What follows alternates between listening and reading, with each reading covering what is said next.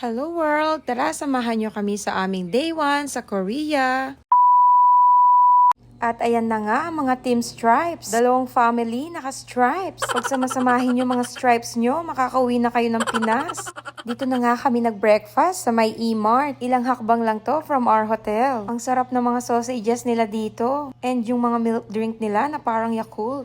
For the transportation naman, kailangan ng T-Money. Kumbaga sa Pinas, ayan yung beep card nila. Mabibili naman yan sa mga convenience stores like E-Mart and 7-Eleven. For our day 1 naman, ay pupunta kami sa may Gyeongbokgung Palace. From our hotel, ang lapit lang ng station ng train. So nag-train lang kami papunta sa aming first destination. At ayan na nga, pababa na kami para sumakay sa train. Sa edad ni Zio na 5 years old ay libre lang siya sa transportation. Yung mga T-Money pala ay kailangan munang loadan. Sige, mauna muna kayo mga Marcy para pag ako na alam ko nang gagawin ko.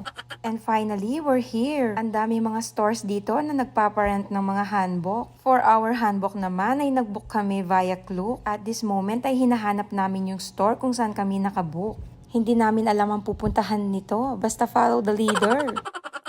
Pagkahanap nga namin sa store ay nag-lunch muna kami. Try natin ang kanilang bibimbap. Masarap siya, may iba't ibang klase ng damo.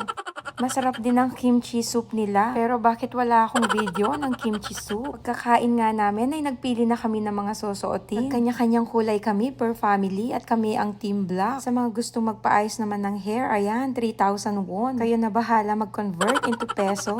At ayan nga, may kasabay akong nagpapaayos. Asian girl versus European girl. Ito naman ang final look ng aking hair. After 10 years ng pagbibihis at pag-aayos, ito na nga, on our way na to Palace. Lakad lang siya from the store. Ayan yung mga Team Red, Team Sky Blue, Team Dark Blue at Team Black. Pinaglakad nyo naman si Haring Gokbu. Pagpasok nga namin ay ayan, picture-picture kagad. Tipong walang maayos na picture pagkasama ang mga bata. At ayan si Zio, nag-enjoy sa loob. Hindi marunong mapagod dahil may stroller. Hindi mo man kami pinahirapan, Nena.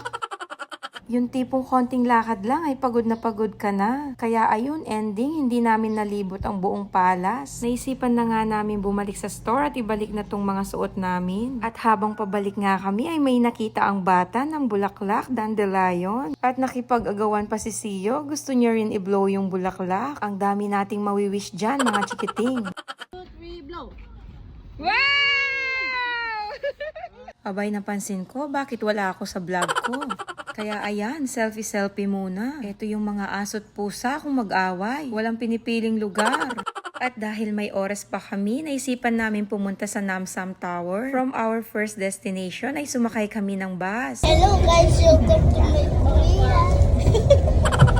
Pagbaba nga namin ng bus at ito naman ang sasalubong na view sa'yo. At ayan naman ang Namsam Tower. Itatry naman namin dito ang kanilang cable car. For the experience ba? Grabe ang paakyat dito, lalo na kung may bata kang kasama na naka-stroller. Sige, ginusto nyo yan. Kaya pa, Marcy?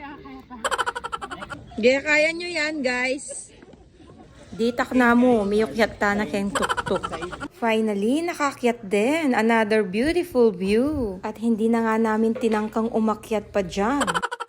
Ang dami namang mga padlock dito. Uso din pala mga naglalak dito. Hulaan ko, hindi rin kayo nagkatuluyan.